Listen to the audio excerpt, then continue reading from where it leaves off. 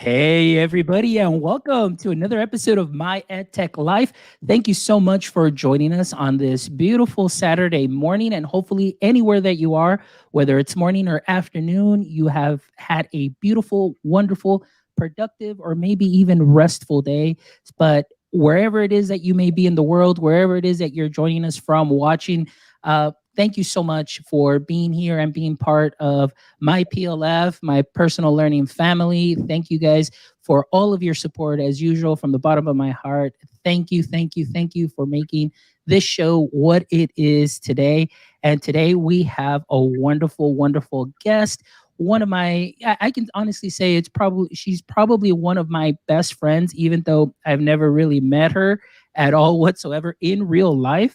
But throughout the interactions through online and of course getting ready for remote and global GEG and all these activities, she's definitely always been one to show her support. So today I am really happy and honored to have the always wonderful Bonnie Chelette here joining us today on our show. So Bonnie, thank you so much for being here. How are you doing today? I'm great. I love your intro video. I love it.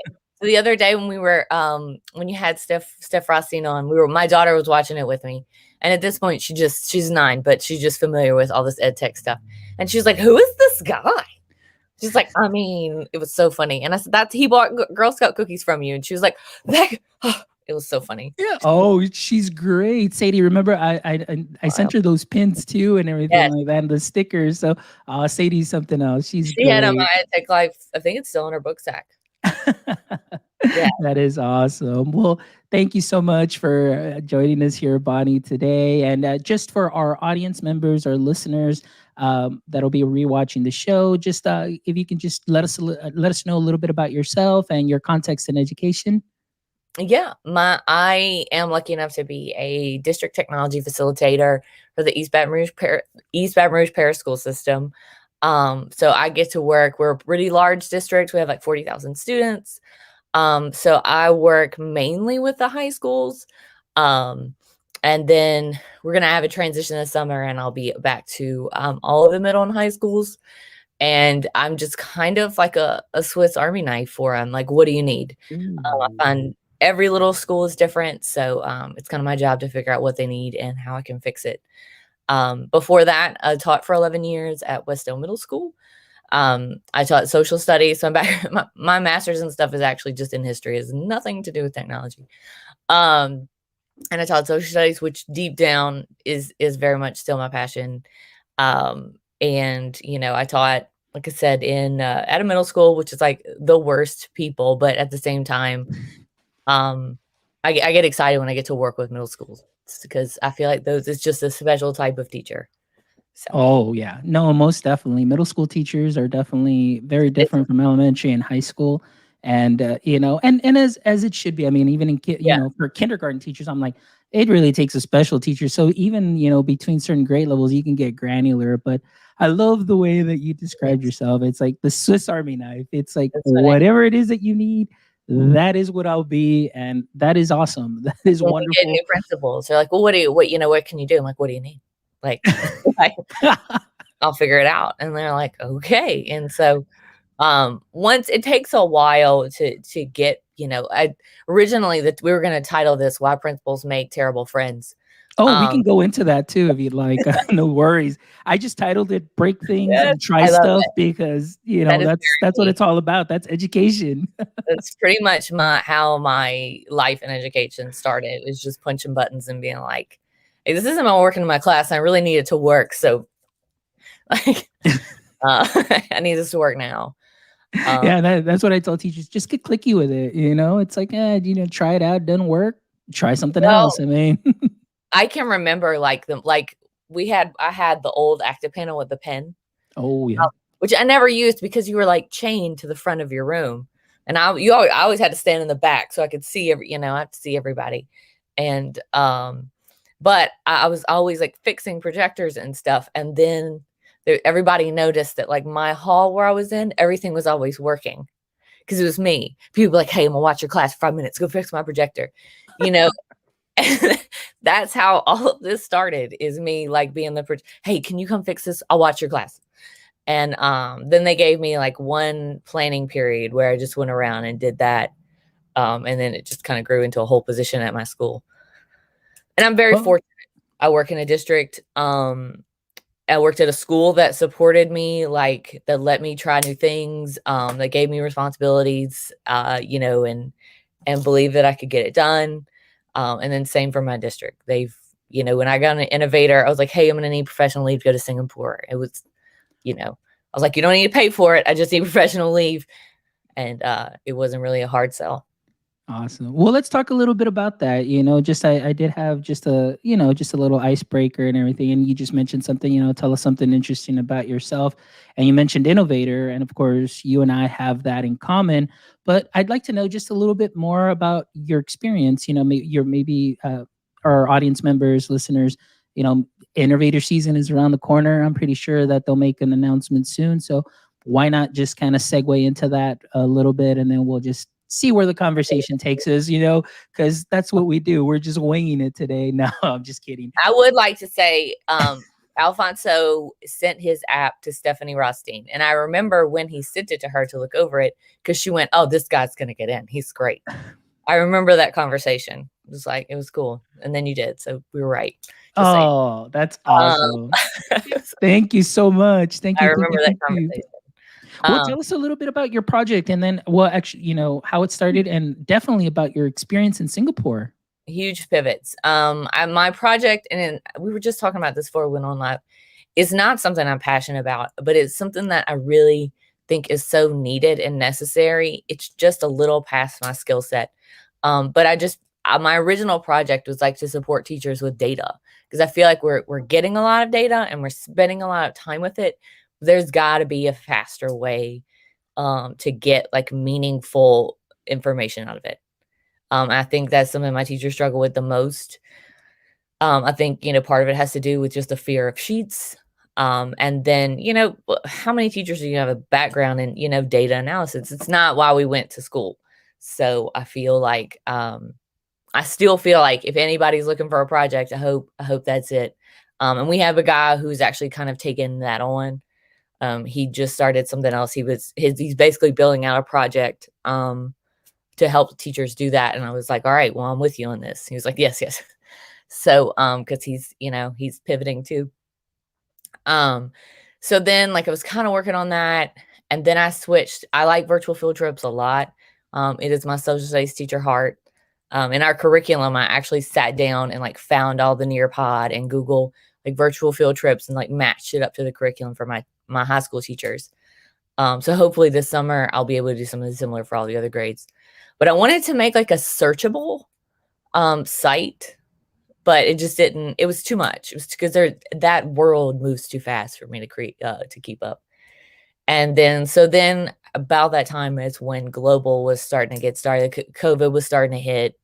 I was launching the South Louisiana GEG. And that's when worlds collided and global started. And I sat down with that group and I was like, look, this has to be our project. Like, we have to get this approved, because I can't do two. This is going to, this is taking up a lot of space, because COVID was wild. It was, I lived on my computer. I was on it all day, just helping people, and people were coming to training like crazy. So it was good. It was a good busy, but it was wild.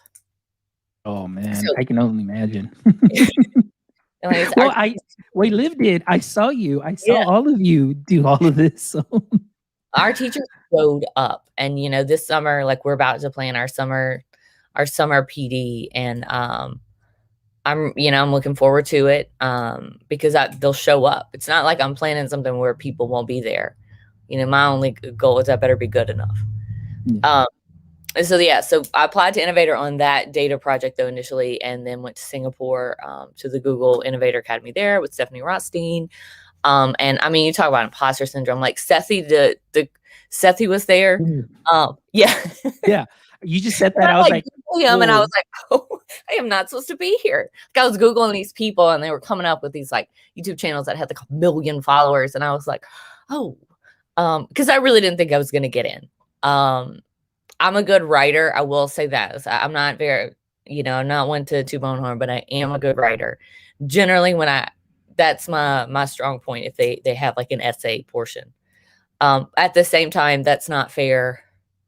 To people who are, and I hope Google really does work on like translation and stuff like that. Because we had a lot of people in our cohort that English was like their fourth language. It was crazy. There was one lady, she kept apologizing, and I was like, Ruth, I speak one language. Like, you speak four well. It's cool. I was like, it's me that needs to listen better, not you. And she was like, okay.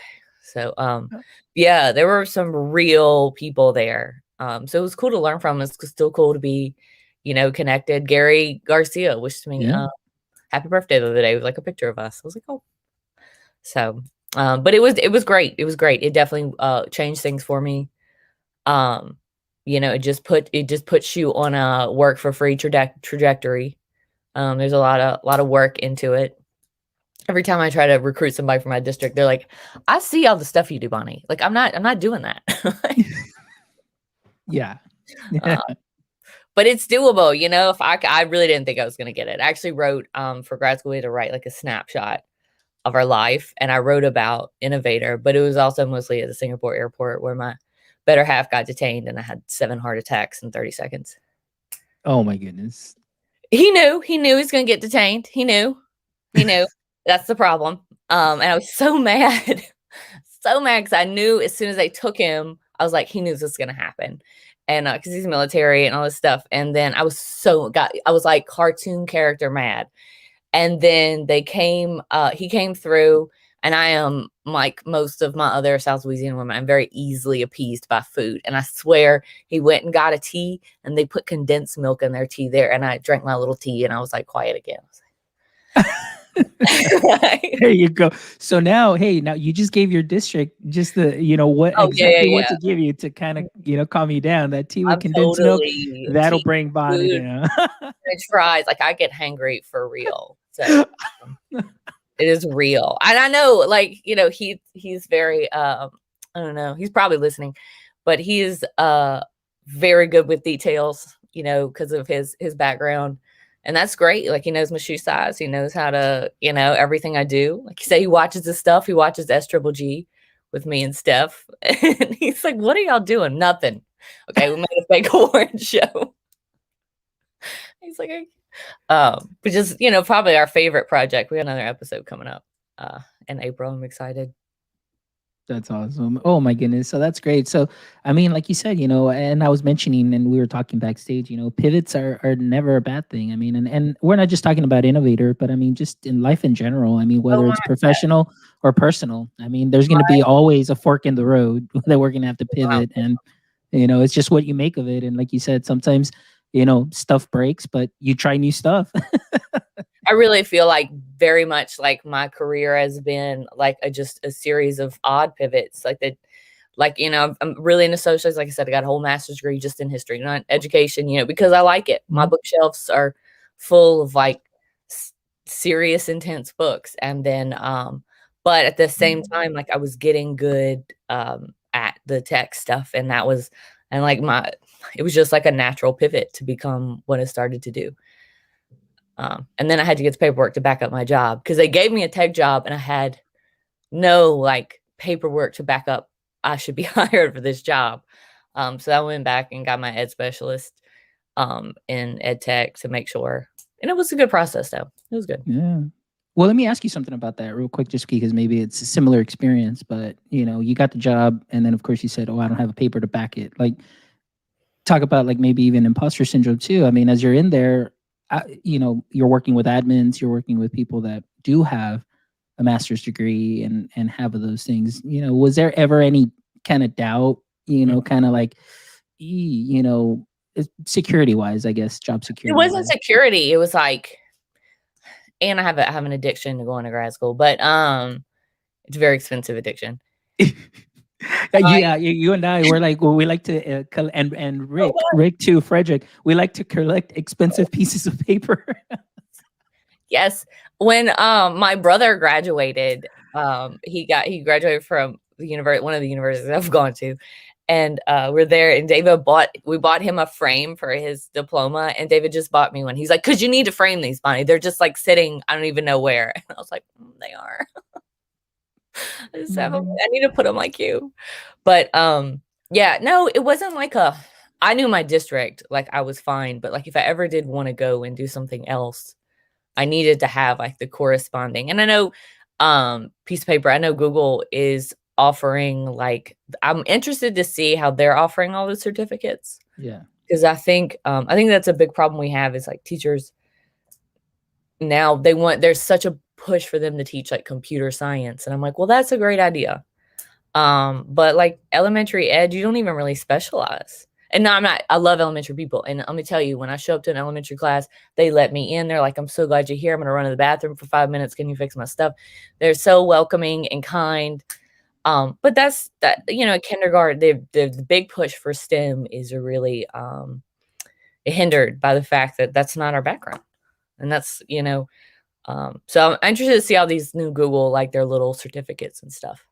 Well, I think, I had Dr. Corbet here, who was actually one of my professors in the grad program for EdTech, and he's talking about. He goes, if universities don't get on the ball, people are seeing like, hey, you know what, with a certificate is and specializing in a certain area, like those specializations, badging, digital badging, all of that good stuff. That's now, pretty much on blockchain and, follows you anywhere that you go, like even our credible, our Adobe level 1, level 2s, all of that stuff. I mean, universities really need to get on the ball because now they thrive. They need people to Mhm. attend and take those courses, but if they can take those 4 years and do it in a program here that's self-paced and it costs a It's so fraction, expensive. It's so you're yeah, I mean, that model right there, I mean, it's gonna be something that's interesting, and then now you're gonna look at people that have more of those specializations, and so I think, like, at least with my program that I did, they had a stackable where it was the master's in ed tech, but then I also had e-learning and technology leadership because they kinda see ahead, like, we need to provide these things because sometimes the difference between 2 people with a master's and then but this person has these 2 additional, it can make a big difference, and all of that. So, yeah. we mine has it my we're okay, so me and Fonz also shares my expensive paperwork thing. So Yes. I don't know how he does it because like I'm pretty sure grad school, I'm getting my doctor as well, and it feels like my time. And Fonz still has time to do like 2 of these. A It's week.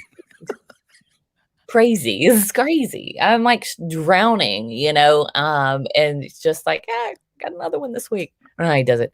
Um, it rolled in with instructional coaching. There is a certificate you can get Mhm. from LSU in instructional coaching. And then like that's rolled into mine. So this summer I'll be taking some courses in that, which I'm excited about. But Baton Rouge, I'm really excited. We have something now called BR Bites. I don't know how Mm. open it is, and it's cool because they pay teachers to go in the summer and get trained and to learn like basic, computer science stuff. And then like there's a curriculum like that's hands-on that they can use in their classroom. So I'm super excited. And then if anybody has heard anything about Amazon, there's a lot of money to be found right now and support in introducing computer science. Amazon's got a really good program that they just released, and I've got some schools enrolled in that. And I'm gonna, in a year I'll let you know how it is. But it's excited because that also I feel like people are picking up on the fact that they need teacher training. You can't just be Mhm. here's a curriculum. It has to be also like we're gonna pay you to train you kind of stuff. Yeah, and I think that's something that's important. Those are some of the discussions I'm having with one of our content specialists, where it's like you're writing the curriculum and you're giving the standards, like what you need to cover, but how are we training the teachers to really see, okay, if we're teaching the standard, what are some effective ways of actually gauging that learning took place? Is it going to be just quizzes? Is it going to be a test? Can it be, Mm. an authentic learning artifact? Whether it's a recording, a video, the student really actually creating something, and there's so many different ways to assess it, but oftentimes it's, well, this is the way it's always been done, A, B, C, D. And I'm like, yo, like, It's sometimes Magic. it's like, you have to have that ability to allow the students to create and really take ownership of their learning. And I know we probably this last year through pandemic, we've actually, it's amplify creativity or amplify student choice, student voice, student choice, student voice, and advocating for that. And I know it's been very difficult, but we say it, but are we training the teachers to know what that looks like? And so we all just have to work together on those things. But hopefully, like things will change. I know that, for us, I think what next year's looking like is that we're all going to be coming back like 100%. At least that's what it seems Yeah. like. So we'll see how that goes too, because that'll be something interesting else as well with all the tech that was purchased. Those are other conversations that can be had later on, and so on. But let's dive into maybe one of the questions now. Now that we're talking about Yeah. our job setting and things. But thank you so much for Abbott, who's joining us from the UK. We've got Pili from Monterrey, Mexico. We've got Gerardo from Campeche, also who's joining us, and of course the wonderful Steph Rothstein, who was just on the show this past Wednesday, who's joining us from California. Thank you all. And Mel from Colombia, of course, we can't forget Mel. Mel's always Mel did awesome. me a And she's, favor this morning. Thank you, Mel. I yeah, forgot to leave them on the website. yeah, she's amazing. She's always, there for support. And so Steph says here, I love when Bonnie says, I've got schools enrolled in, and she oversees like 300 schools. Yeah, So, and none of the stuff's written down. It's all like up here. it's all. For a little while they had a middle school guy, but his wife got a job in Tennessee, so now he's going. So I'll be back to like 22 schools or something, some crazy number. There you go. Well, talking about that, like what have been some of the challenges that you have currently right now as your specific role, and what are some of the things that you're doing to overcome, or how have you overcome? Maybe you want to talk about something specific, or just overall. I have a very specific answer for this, because it's something that is really cropped up last week, and it really brought to my attention. Is like we've been 1-to-1 for 5 years. We've been on this Chromebook kick for a while, so that was great. Whenever COVID hit, we already had, we didn't have devices. We're a 1-to-1 third and up. We had to buy a bunch of tablets for like pre-K, but anyway, and teachers were really like forced to learn. Like all this time, I've been preaching the EdTech gospel, and I was just at a point where teachers had to learn. And so now we've been back face to face since October, and I've noticed that like if something broke when we were virtual, they had to use it, so they made it work. And now, like I had some issues with a Google form, and it kind of turned into a mess. And it was back to that whole like, see, this is why I don't use technology. Mm-hmm. And it made me sad because I was like, oh no, we were doing so many cool things. Like, let's do the cool things. And it's still, things are still going to go wrong. Like I said, like break things. I break things all the time. But now I just use version history to fix it. But that's my biggest challenge right now, is like teachers are just so overwhelmed, and they're like, I could just go back to paper right now. Mm-hmm. And it would be easier. And it is not a criticism of them. I need them to like keep the faith. Yeah. Like if something goes wrong, don't just go back to paper or think I'm never going to try this again. Yeah. And I think that's one of the things that we're going to start seeing, or like you mentioned, even now you're seeing it, because when you come back, you're going to come back to your comfort zone.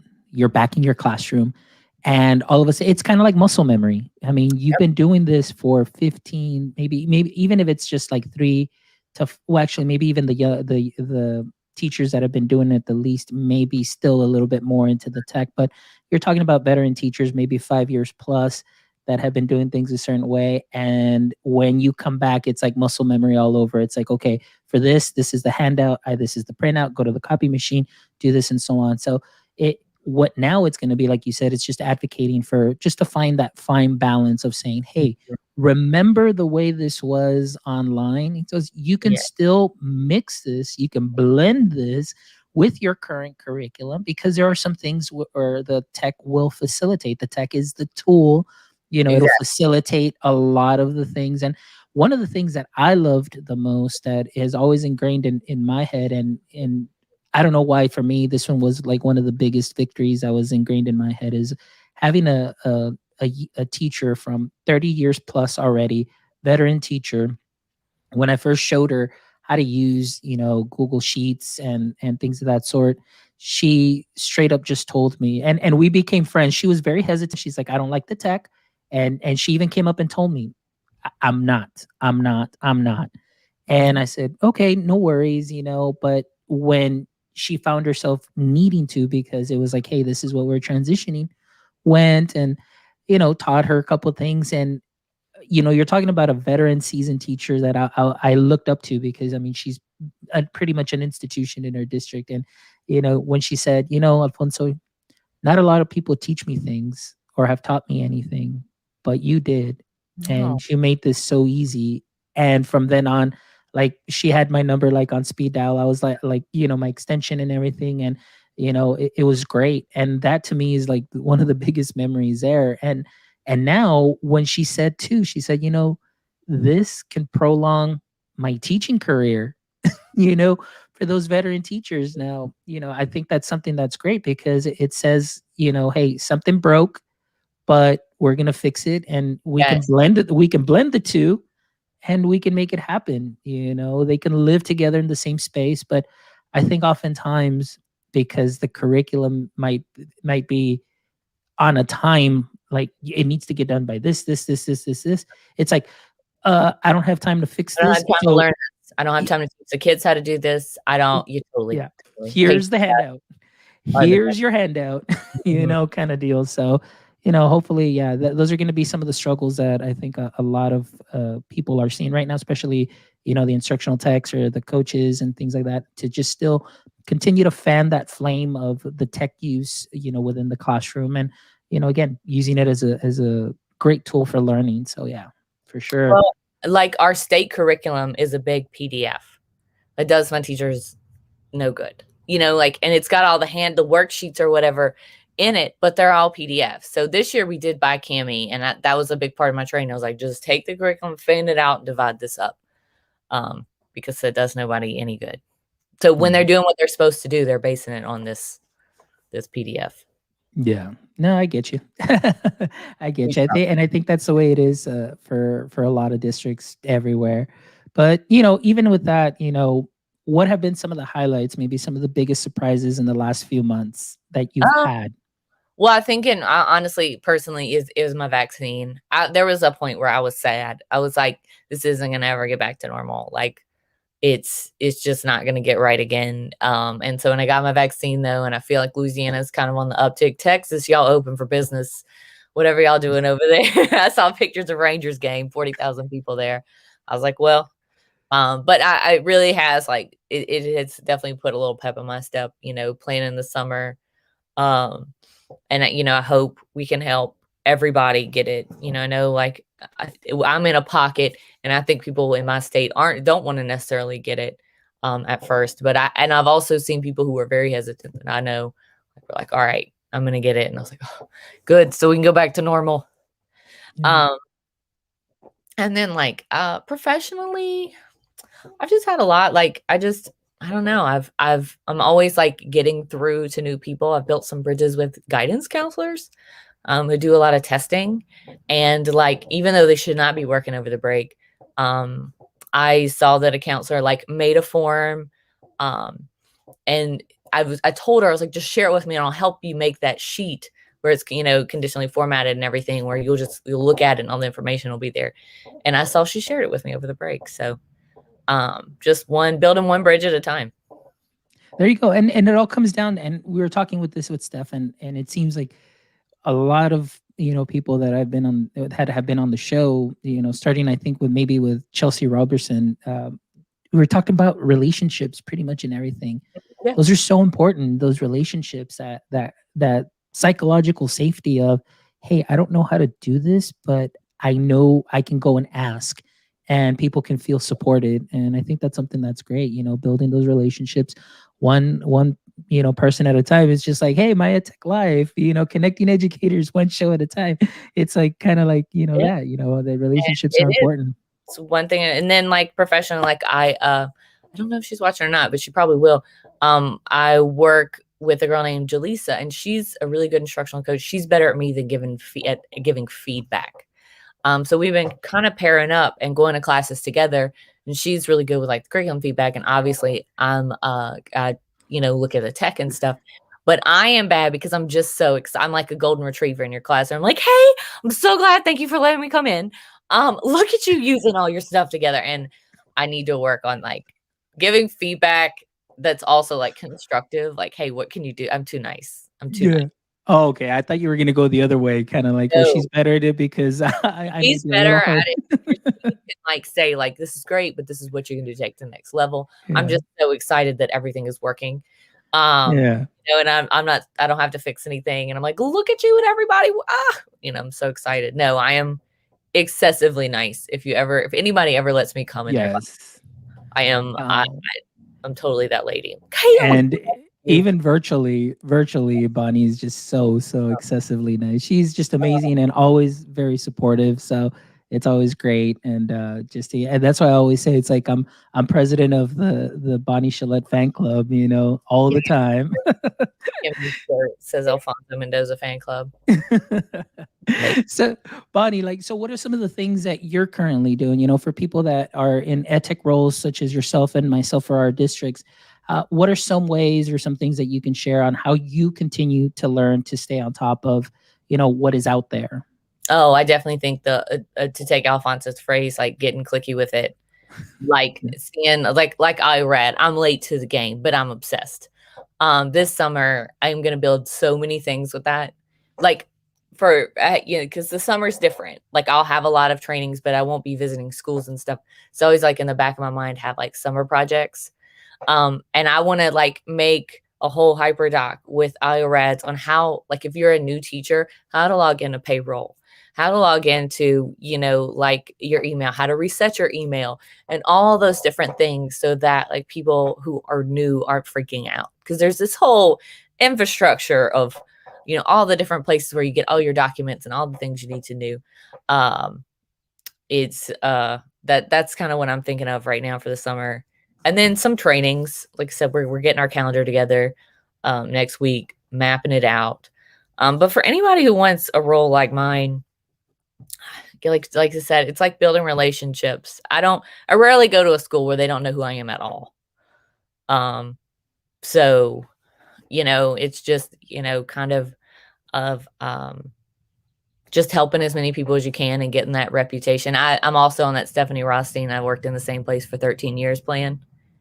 And just slowly over time, like everybody at the middle schools, like I said, we had a guy that's working at middle schools and he would laugh. He's like, I don't step on a campus where they don't tell me to tell you, hey. And I was like, I've done a lot of favors. Done a lot of There favors. you go. There you go. And it just comes back to that relationship building. So that's amazing. So yeah, that's awesome. Now, talking about this, maybe some of the biggest failures that you've seen this year, maybe you've experienced yourself. Um, Other than taking my current one of my current classes that I hate the most in the whole world. It's terrible. It's so bad. Oh look, see, I told you Jaleesa's here. Look at that. Somebody recently called us Ebony and Ivory, which I found hilarious. Um, but my biggest failures. And there are a lot. But I feel like Innovator teaches you to think of them as opportunities and not failures. That's their whole. I don't like saying the fail bell like everybody else. So I don't know. I have to think about that one. It's hard. We can come back to that one. I know, I think for me, one of the things was just ringing the fail bell. But I mean, to me, it was like no big deal. I was just like, okay. I Yeah. mean, it's just one of the things, like you said, it was like I had to pivot. I mean, it was just, and I love that you said, and even for those that may be listening, that maybe don't have maybe a concept of what we're talking about in context. We're talking about, our Google Innovator experience. But again, that experience, you can definitely, it can either be personal, it can be even professional, but taking a pivot, changing, sometimes, you're going full force and you kind of like lose that passion or that momentum. But then all of a sudden, in an organic way, you don't really even notice that something that you were already doing was like, whoa, like this was it. This was the route, because you just started kind of pushing in one direction. So, I again, think and that's the way it works. It's a fork in the road. that and maybe that is my biggest failure, and something that I was talking about earlier. Like, I really do want to help teachers with like the data part of it, and I haven't come up with a way to just like import things into sheets and and export um information. So that, I think that is, but I'm still working on it. I'm still working on it, or at least finding somebody else that knows more than me. Luis is so good. Um, Yeah. he's so good. But it's like bridging that gap, because when you start a sheets training, everybody's like, ugh. And helping teachers with that. So that might be a summer series I do. I'm try see if we can get some.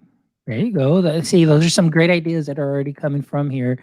Just having a conversation and just talking it out. So that's really great. I'm getting motivated too, and I'm getting ideas and jotting them all down right here. And then they'll transfer to paper, or like all of our audience members, you can either rewatch or listen to the show later on, on your time, and see what we all talked about. But let's see here. So now let's talk a little bit about this, just to get, people to know you, and just, this is just totally casual conversation and I love it. But, in for you, who have been some of or the three most influential people to you?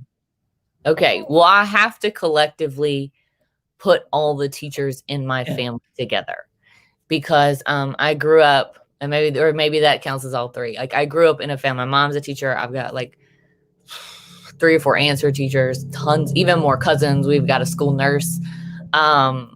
It's just, and so I grew up like on summer vacation hearing about school. It's all like school is second nature to you. Like, and I always, when I give trainings, I imagine like my mom and Aunt Trisha in the background being like, this is stupid. Because they're often like those two old Muppet guys, like they're mean. Like, I tell them that to their face. It's not like, and but like, my whole life, like, I've heard about like what bad presenters do. Like, maybe there's not a book about it, but like, oh, we had to go to PD and they made us do this and blah, blah, blah. And so I think like I internalized it over the 30 years I was, hearing about it. So, and when I changed my major to education, my original major was engineering. Oh, my mom was mad. Oh, she was so mad.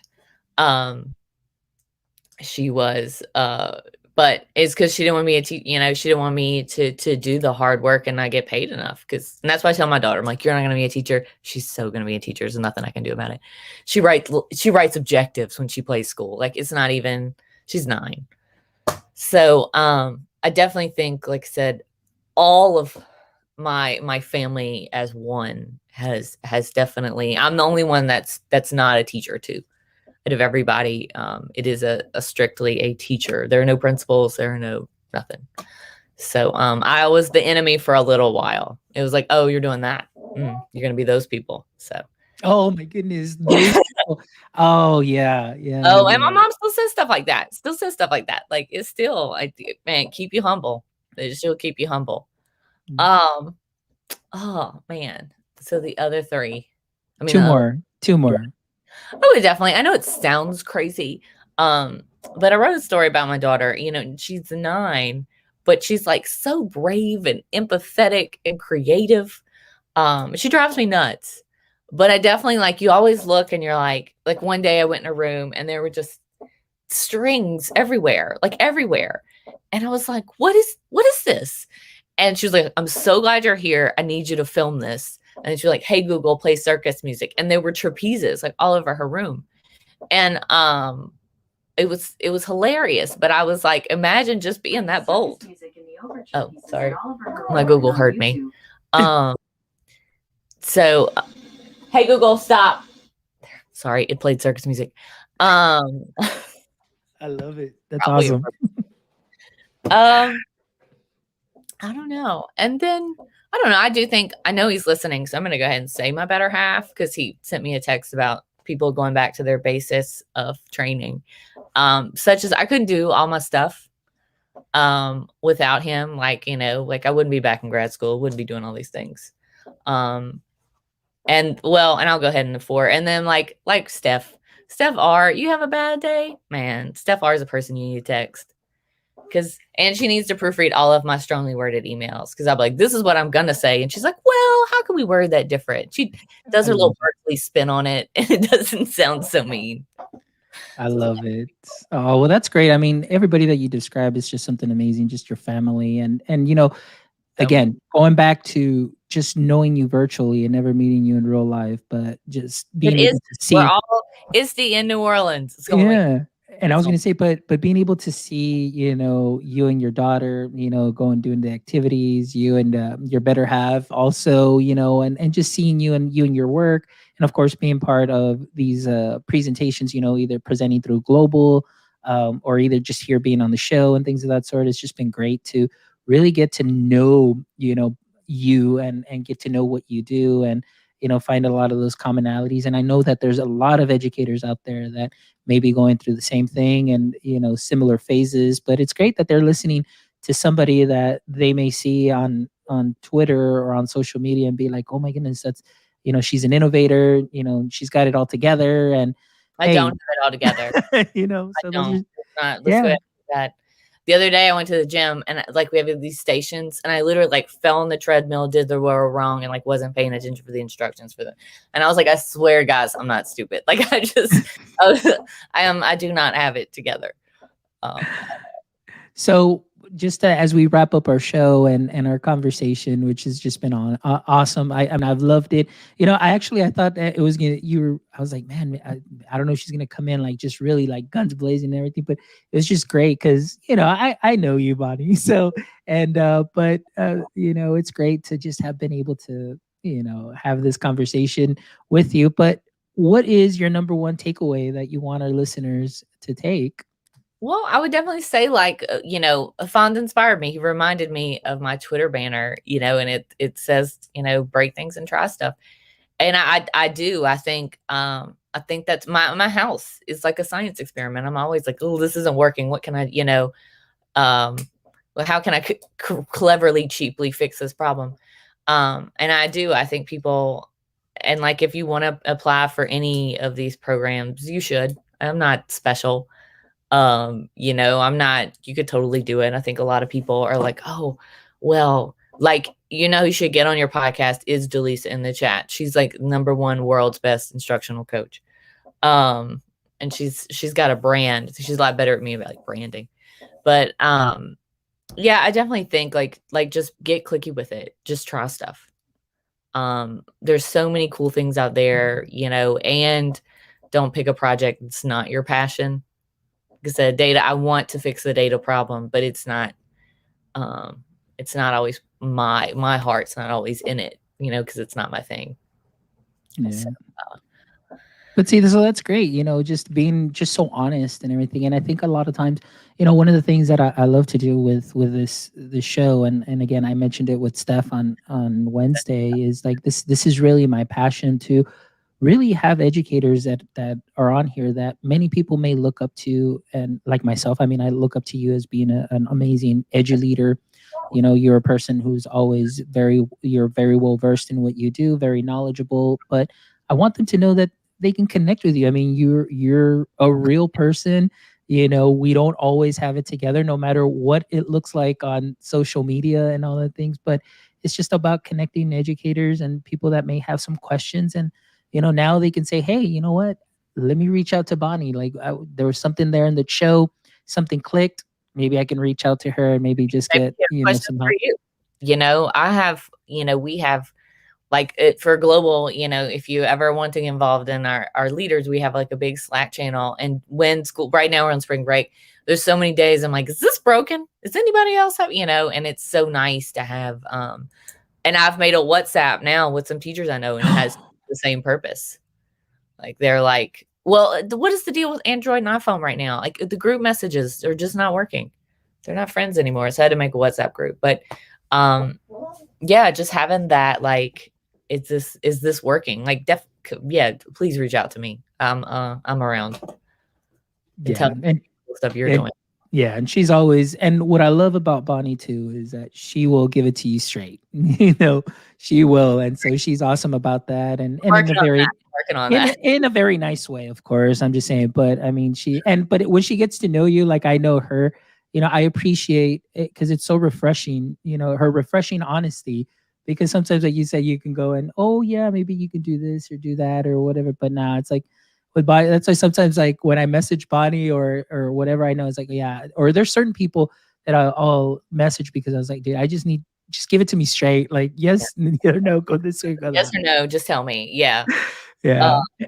totally, totally, totally. And you know, I've worked on that. I think when I was in my 20s, I was maybe a little worse about it, but I've worked on like rounding the edges of it. Hey, just a little bit of tea and condensed milk, and you'll be good. Bad. I'm a good editor. Steph always laughs. I'm like, take this word out. No, like because I am an editor of all things. That's what the job I miss because I'm like, take this word out. Nope, nope. Do you need this sentence? Like, I'm all state MVP editor. There you go. Well, Bonnie, thank you so much for being here, and please let our audience members know where it is that they can go ahead and connect with you. Yeah, you know what? Probably if you're on Twitter, just reach out to me there for sure. Or you can find me like my global email is at bonnie@globalgeg.org. And then I am working on you helped me pick out my website name, didn't you? I was asking about it, but it's techbond.us. So it's like tech bonus. Um and I'm trying to build up my YouTube I feel like my teachers are really being receptive to videos. So I've been trying to build up like 15-minute videos that explain things. Yeah, Almost like trailers for trainings. So I there drop you go. that. Yeah, like and I'm thinking that this summer be like, hey, I'm gonna do a training on Canva. Here's 15 minutes. If you would like, the rest of it, let's sit down for an hour and play. Yeah. Maybe give them a little bit less so you can entice them. I know. Yeah, you just really build up that hook, and they That's come what in and I'm everything. thinking about some trailers this summer. Oh, that'll be fun. That's always great. Well, Bonnie, it is a pleasure. Thank you so much because I mean, it's just the ability. Like, I know we get so busy and so wrapped up, and just for to be able to have you on the show, and of course, this great week. I mean, I had your partner, for the S Triple G, and so that's always great. And we're looking forward to that next show that'll be coming up. When is that one coming up? Oh God, it's she knows. It's in April. It's Yeah. in April. Well, Steph will let us know, and we'll definitely. Hey, Dr. Shan is here. Hey, Dr. Shan. Love Dr. Shan. Follow her on Twitter too, as well, if you can. And then, of course, the There you 25th. go. So now we go. So S Triple G on the 25th, and it's an amazing award show, guys. I mean, you really, really, really need to come and check it out if they put it up there, or even just find it on. I think it's on Global GEG, right? You Yeah, can it is. find them all. You can find them all, and it's just a great way for educators like ourselves just That's how to that's it's and look, if you think that is organized, it is me and Steph just being like, it would be funny. Like but whenever you were mentioning the podcast when she's on here, we have mentioned it. She has something she calls Summer Steph, who apparently works more. Which is I don't even understand how that works. I don't even I think Summer Steph might have maybe like 30 hours in a day as opposed to us mere mortals who only have 24. I told her once, I said we could do one. I said like once a month. I don't think we could keep up with your pace funds, but I was like, we could do like one. Yeah. And you know what? It's just out of just the passion. I think this is one Yeah. of the things that kind of drives me. And it's so weird because I tell people, they're like, how do you do all of that? And I said, well, there's the work part, but then this is actually like an outlet for me Yeah. because it's kind of goes back to one of those things where it's like I have a conversation with people. Like, you just talk and you just kind of bounce ideas off of each other. And that's what I love the Say I want most. to do one with happy hour, like a teacher happy hour, because I have a group of friends. And I learn. They keep me grounded too. With I'll go happy hour with teachers. And if you're not a teacher, they will let you know like where you need to focus. Talk about shooting straight. 2 margaritas, and you can find things out about your position. But Like, Bonnie, that's terrible. I can't believe y'all did that. Okay, let's try again. Oh, wow. Well, Bonnie, thank you so much. And I want to thank Thank you so all much. our audience members that joined us here live. Thank you, Dr. Shan, Gerardo, Pili, Abid, Steph, Jaleesa, who I just met today. Thank you so much for joining. I hope I'm not, and Mel, of course, Oh, and yeah. everybody else that's listening to us and or will be rewatching the show or listening to it later on your favorite podcast player. Thank you so much for joining us. I really appreciate you. And everything that you do and supporting our show. And like you can see, it's all about just connecting, being real. And again, connect with Bonnie. She'll be more than willing to help. And of course, don't ever be afraid to pivot. Don't ever be afraid to break stuff and try new things and And try there's stuff. an history now. Like, there there's that yeah, that'll definitely work. But thank you so much. And my friends, as always, please make sure you check out our website at myedtech.life, where you can catch all our previous episodes. You can either watch or listen. And please, if you'd like to be an amazing, amazing supporter, if you can go over there and rate our show, or if you'd like to just send us a message, I would love to get some feedback from you. If maybe there was a guest that inspired you, or if there was an episode or something, please feel free to reach out, share with us. We do this for you, and we just want to make sure that we're bringing you the best, and I'm giving you the best of me to share with you as well, along with our guests. So please feel free to drop us some feedback, and you can even check out our merch too as well. We I have a need merch store. I need to get some new merch. I love like 80s. Oh my god, I love it so much. Yeah, we've got our new Stay Techie line that's out there for the spring and summer, and so you can go ahead and check that out as well. But as always, thank you so much, my friends, and till next time, stay techie, my friends.